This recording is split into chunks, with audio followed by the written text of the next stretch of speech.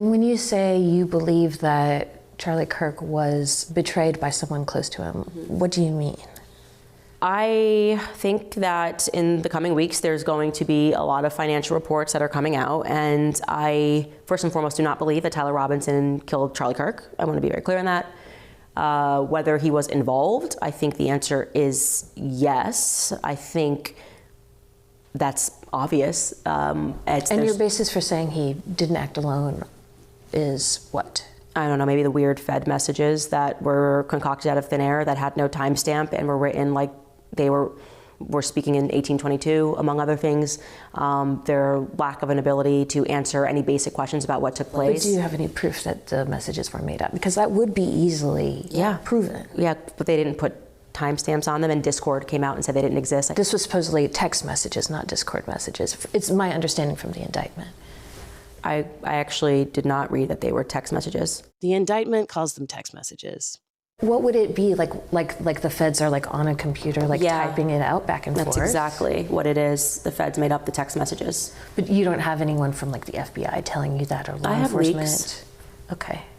Yeah. Has anyone leaked to you? And Tyler Robinson has. But has anyone said to you, even off the record, yeah, we faked these? I have very strong sources everywhere on both sides. Well, I look forward to seeing the evidence of that. Sure. Because when we keep talking about evidence, it's like, who's going to present that evidence? Like the mainstream media? Like who are you expecting to come out? Yes, that would be a hot story. No, it wouldn't be. It would be. It wouldn't be. If the FBI, if I had a source telling me, if I had proof. In 2023, Candace Owens was kicked off the Daily Wire. We thought that her career was over. You know, she switched her content and started going in on that protected small hat class, right? They kicked her off and everybody thought that she was finished, right? We thought that it was over for Candace. Free to do whatever she wants to do, to be wherever she wants to be. When it comes to the host on the Daily Wire, obviously, everyone is able to say what they want. Nobody ever comes to me and says, you can't say X. Nobody ever says that to Walsh, and no one ever said that to Candace. But the reality is that there is an Overton window at the Daily Wire. Obviously, there was a non-meeting of the minds. That's pretty much all I can say on this. Daily Wire has a very strong editorial position on a wide variety of issues. And by the way, I should say that, there are a lot of people who are suggesting this is about disagreements over Israel. I mean, I can safely say it is not about disagreements over Israel, to the extent that, without reference to Candace at all here, Matt Walsh has taken the position that America ought not be involved in the Middle East at all. That's just a pure isolationist position. I disagree with it. I think it's wrong. I think that it's short-sighted. But again, he's on our platform. That is well within the range of acceptable discourse at the Daily Wire. Now, a lot of people thought that she was going to fall off, but she's blew up, and she's blew up very big. This is the thing. People like her, Andrew Tate, Nick Fuentes, and all these different groups start calling out Israel and start trying to expose them of the accusations and things that they're accusing them of, right? But they stole a lot of this from the grassroots, because for years in the pro-black sectors and online, we would call out certain music executives and things that was going on in that community and how we was alleging that they was exploiting the black community, right? We've been calling this stuff out for years. A lot of them were silent. They were staunch supporters of that community. They were the staunch defenders of that community, right? Them, the church, and so many other groups. But somewhere along the line in the last couple years, there's been a new changing of content where now these people are copying the things that we said over the years, right? We said over the years, and they're blowing up with it. Charlie Kirk, before he was unalive, we starting to see messages that he was also going in on these people and saying certain things that these people would do, right? So this stuff was being said, but Candace Owens, she was a supporter. So many of them was a supporter of that community, right? And now they're using the talking points to the point where Candace Owens and Ben Shapiro had it out, because when she was on the wire, Ben Shapiro is a small hat. And he was upset and took umbrage with a lot of things that she was saying.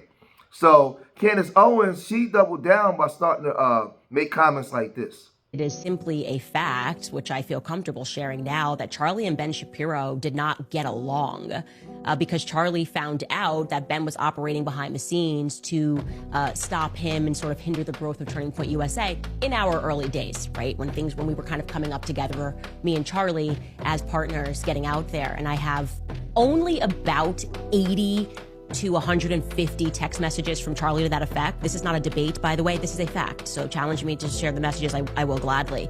Now, when Charlie tried to figure out where the sudden hostility was coming from, because he at first admired Ben, like I admired Ben, actually, Charlie was the one that told me you should watch Ben debate videos so you can strengthen your debate skills. The next thing we knew, we were hearing that he was trying to block us.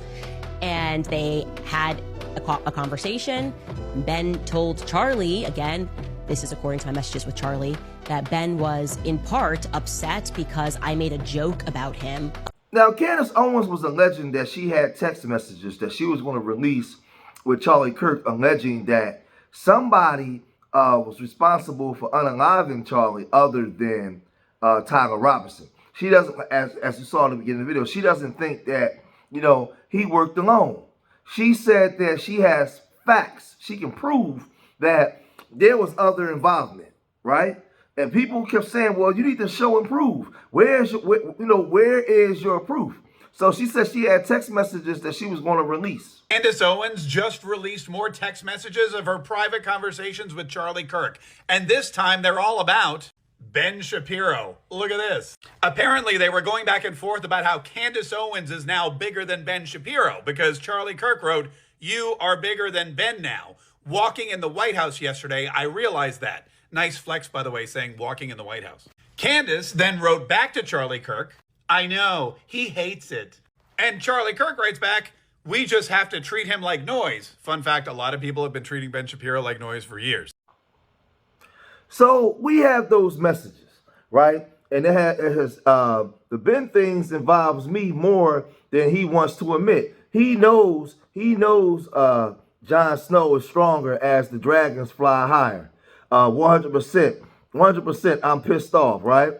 Then it goes, 2 reasons. You've always been a threat to him because you are smarter. You are smarter. And he is sending his blank brother to try to unalive us. Uh-oh. And he views you as responsible for me, right? It's worse. He views you as my slave. 100%. So that's Charlie talking. Control her is what he's really saying to me when he is what he's really saying to me when he called, right? You are bigger than and then it goes, you are bigger than Ben now. Walking in the White House yesterday, I realized that. I know he hates it. We just have to treat him like noise. He wants you to punch down to him.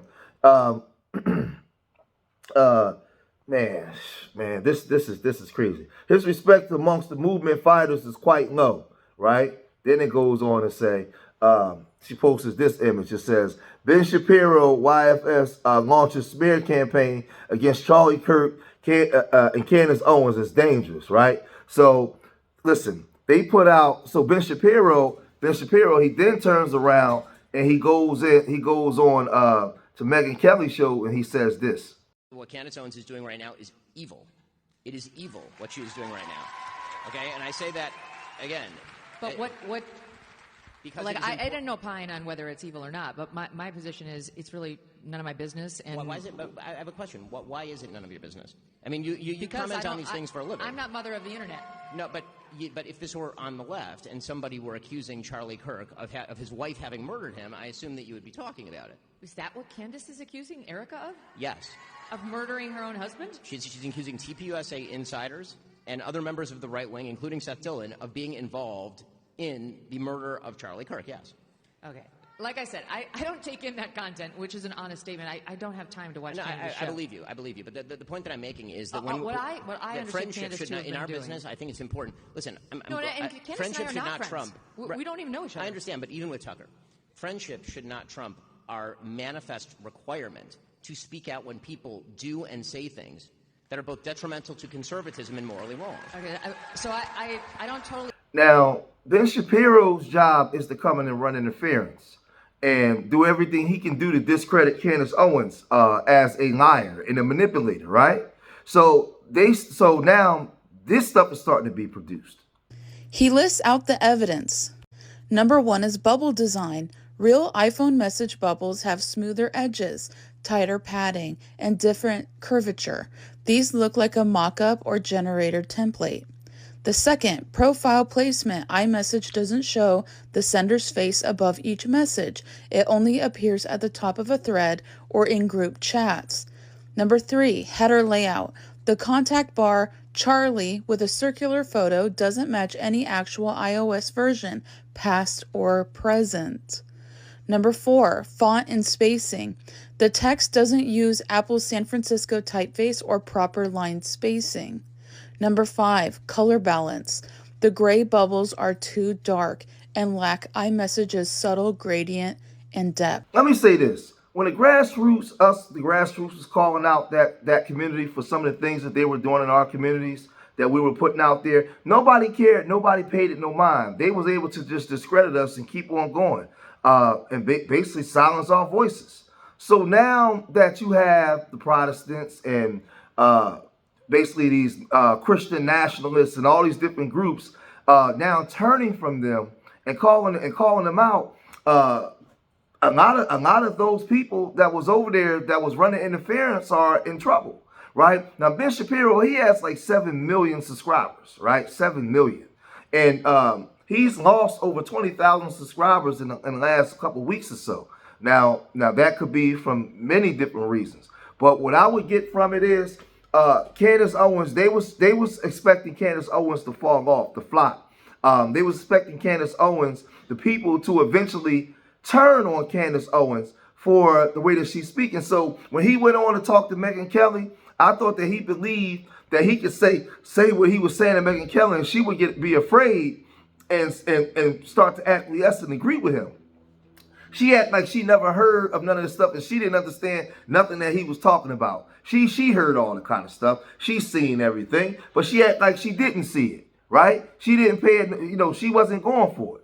So now you have a lot of W Americans that are not agreeing with the protected group. And they're coming out against them, they're calling them out, and they're losing their protection that they had for so many years. They're calling their leader a war criminal. I mean, it's just a whole bunch of stuff. Now, I'm not, to me, it's all allegedly. I'm an FBA. Right, I'm on the sideline watching. I don't know if they're guilty or not guilty. All I know is I was asking questions about the music industry for years and how certain groups that was supposed to be a protected class was making money off of the destruction of my community. Right, when we was trying to get out from under certain things, they were financially bankrolling and funding stuff. Right, we were calling that stuff out. It went on deaf ears. So now it seems like people like Candace Owens and the Nick Fuentes and the Andrew Tates and all these different groups, they're blowing up now, criticizing those people. When we was doing it, it was going on deaf ears. And to me, they're using all the talking points that we was actually using for years, right? And you know what's the irony behind this, the ironic part? When we was going in on that group to defend our communities, those same people that's criticizing them now was criticizing us. They was criticizing us. They was going in on us. They was going in on the grassroots. They was talking bad about us. The Candace Owens, the Nick Fuentes, the Andrew Tates, all of them. The Sneakos, all of them. They was going in on us. Now they using our same talking points to go in on them. I'm just sitting on the sideline watching. That's all I'm doing. I'm more, as a YouTuber, I'm reporting the news, but I'm more focused on FBA business. But I have to report this because things that go down affect us because all of these groups use our community as leverage to build their career up by talking down on us. So when this stuff come out, I got to report it. I don't know if they're guilty or not guilty, but you guys got to make the choice, right? So this is Candace Owens. She's blew up even bigger now, going in on that community than what she's ever been when she was going in on ours. So let me know what you guys think. If you made it this far in the video, hit that like button, subscribe to Street Media TV, leave your comments in the comment section. Let me know what you guys think. And remember, I love y'all. Till the next time. Peace.